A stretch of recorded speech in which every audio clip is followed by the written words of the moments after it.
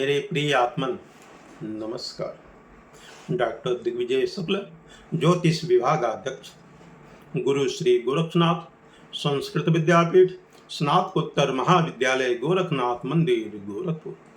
शिवाज्ञान ज्योतिष समाधान चैनल पर स्वागत है। बंधुओं, आज हम जीवित पुत्रिका व्रत की कथा के बारे में बताने जा रहे हैं। जो महिलाएं, जो माताएं जीवित पुत्रिका व्रत करती हैं, उनको यह कथा अवश्य सुननी चाहिए, क्योंकि इस कथा के माध्यम से निश्चय ही पुत्र रक्षा के लिए एक साधन बनेगा और उन माताओं का व्रत परिपूर्ण माना जाएगा मात्र कथा श्रवण करने से। बंधु, इस कथा को वैशंपायन ऋषि ने कहा, कैलाश पर्वत के रमणीक मनोहर पर्वत पर भगवान शिव एवं माता पार्वती जी बैठे हुए थे। प्रसन्न मुद्रा में बैठे हुए थे।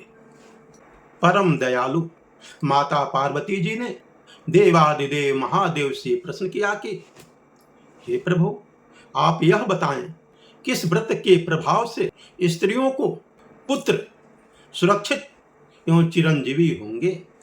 कृपया करके उस व्रत एवं पूजन करने के बारे में बताने का हमें कष्ट करें। त्रिकालज्ञ भगवान शिव जीवित पुत्रिका के व्रत के बारे में, विधान, पूजन एवं व्रत के बारे में उन्होंने बताया। बंधुओं, नर्मदा नदी के तट पर एक सुंदर कंचनावती नामक नगरी थी। वहां के राजा मलय केतु थे। उनके पास चतुरंगी सेना विद्यमान थी। इतना ही नहीं, वह नगरी धन धान्य एवं समृद्धि से परिपूर्ण थी। नर्मदा नदी के तट पर एक पाकड़ का पेड़ था। उस पाकड़ के पेड़ पर एक चिल्होरिन रहते थे और उसी के बगल में सियारिन भी घोंसला बनाकर रहते थे।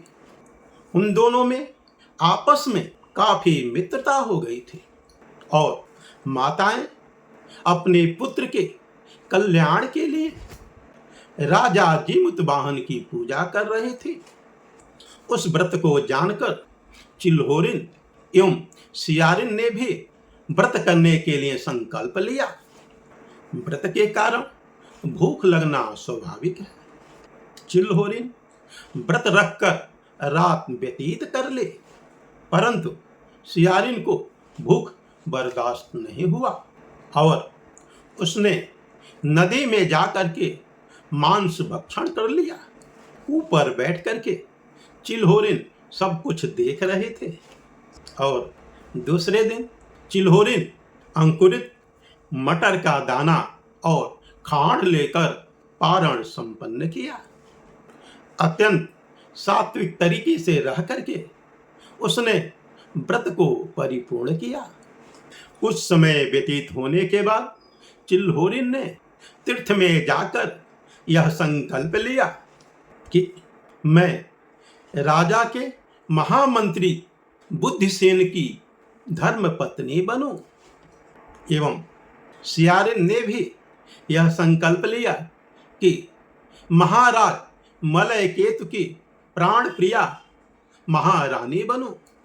उसके बाद दोनों ने अपने शरीर का परित्याग कर दिया। बंधुओं, इस प्रकार दोनों का जन्म भास्कर नामक वेदज्ञ ब्राह्मण के घर में जन्म हुआ। दूसरे जन्म में यह दोनों चिल्होरिन एवं सियारिन वेदज्ञ ब्राह्मण के घर दिव्य कांति से युक्त सुंदर एवं विदुषी थी। बंधुओं, चिल्होरिन का नाम शिलावती रखा गया और सियारिन का नाम कपूरावती था।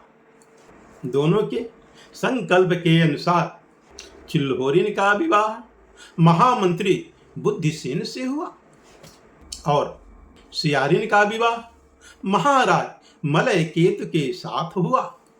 दोनों राजा एवं महामंत्री धर्मात्मा थे। वह दोनों अपने प्रजा को पुत्रवत पालन एवं पोषण करते थे। इतना ही नहीं, महामंत्री के धर्मप्रिया शीलावती को 7 पुत्र हुए और 7 जीवित हैं। महारानी कपूरावती को भी 7 पुत्रों की प्राप्ति हुई, परंतु वह धीरे धीरे करके एक एक करके वह काल के गाल में समा गए। इस घटना को देखकर महारानी निरंतर दुखित होती रहती थी और शीलावती के 7 पुत्रों को देख करके वह जलन करते थे। एक दिन महारानी कपूरावती कुपित होकर के अंधेरी कोठरी में स्वयं को बंद कर ले। राजा को जब यह मालूम हुआ कि महारानी अंधेरी कोठरी में बंद है, तो उनको मनाने के लिए गए और महाराज ने बोला कि महारानी, आप जो चाहती हैं वह अवश्य पूर्ण होगा। महारानी ने बोला, महाराज, यदि आप सत्य बोलते हैं तो महामंत्री के 7 पुत्रों का सिर से अलग करके हमें सौंप दें। और महाराज ने वही किया जो कि महारानी की इच्छा थी और जीवित पुत्रिका के प्रभाव से राजा जीमुतवाहन ने उन 7 पुत्रों का सिर पुनः मिट्टी लगा करके जोड़ दिया और वह सभी पुत्र जीवित हो गए। यह जानकारी जब महारानी को हुई तो वह आग बबूला हो गई। इतना ही नहीं, डंडा लेकर के वह शीलावती को मारने पहुंच गई, लेकिन शीलावती ने पूर्व जन्म की बात याद दिलाते हुए उनको कहा कि आपने जीवित पुत्रिका का व्रत भंग किया था, इसी कारण से रानी के 7 पुत्रों का हानि हुई थी। इस प्रकार की बात से महारानी को आत्मग्लानि होकर मृत्यु हो गई और महाराज जंगल में तपस्या करने के लिए चले गए। बंधु, महामंत्री बुद्धिसेन और उनकी धर्मपत्नी शीलावती अपने 7 पुत्रों के साथ सुखपूर्वक जीवन यापन करने लगे। बंधु, जीवित पुत्रिका के व्रत से सभी माताओं के मनोरथ पूर्ण होते हैं। इस प्रकार की विशेषता बताने के बाद भगवान शिव ने कहा कि जो माताएं इस व्रत को करती हैं, अपने पुत्रों के साथ सुखपूर्वक जीवन यापन करती हैं। इतना ही नहीं, वह माताएं भगवान श्री विष्णु के परम धाम में निवास पाती हैं। जो माताएं विधि विधान के साथ इस व्रत के अनुसार इस कथा का श्रवण करती हैं, उस कथा के प्रभाव से उन माताओं का अभिष्ट कामना पूर्ण होती है और उन माताओं की व्रत की परिपूर्णता होती है। इसमें लेश मात्र का भी संदेह नहीं है। ओम